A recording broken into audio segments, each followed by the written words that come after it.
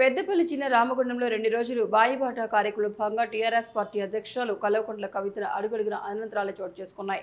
దీంతో పార్టీ శ్రేణులు ఒకంత ఆందోళనకు గురయ్యారు. గోదావరికని పట్టణ శివారు 8వ కాలనీలో పార్టీ అధ్యక్షురాలు కవిత పర్యటిస్తున్న సమయంలోనే హెచ్ఎంఎస్ ఆఫీస్ ఎదుట నిర్మించిన టీఆర్ఎస్ పార్టీ జెండా గద్దెను రియాజ్ అనే యువకుడు కూల్చివేశాడు. గతంలో తన అన్న హైదర్ కవిత వద్ద తెలంగాణ జాగృతిలో పనిచేశాడు. కాగా రోడ్డు ప్రమాదంలో హైదర్ మృతి చెందాడు. అయితే కాలనీకి వచ్చిన కవిత తన కుటుంబాన్ని కలవలేదని ఉద్దేశంతో రియాజ్ అసహనానికి గురయ్యాడు. ఈ నేపథ్యంలోనే పార్టీ శ్రేణులు మాట్లాడుతున్న సమయంలో ఒక్కసారిగా జెండాను కూల్చివేశాడు. దీంతో ఉద్రిక్త వాతావరణం నెలకొంది.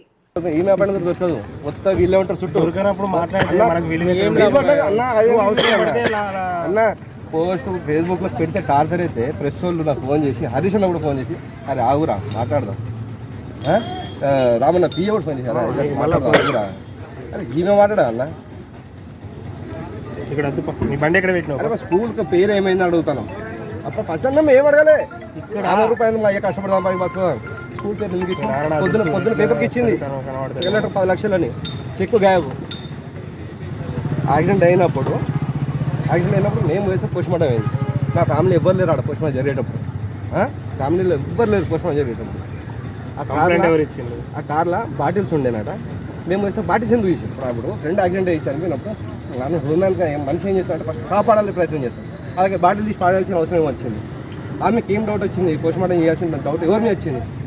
వాడే తాగిలేడు, వాడు డ్రైవింగ్ ఎత్తలేడు, అంత హడావుడి పోస్ట్మార్టం చేయాల్సింది ఎందుకు వచ్చింది? అలాగే బాటిల్ తీసి పాడాల్సిన అవసరం ఏమో వచ్చింది.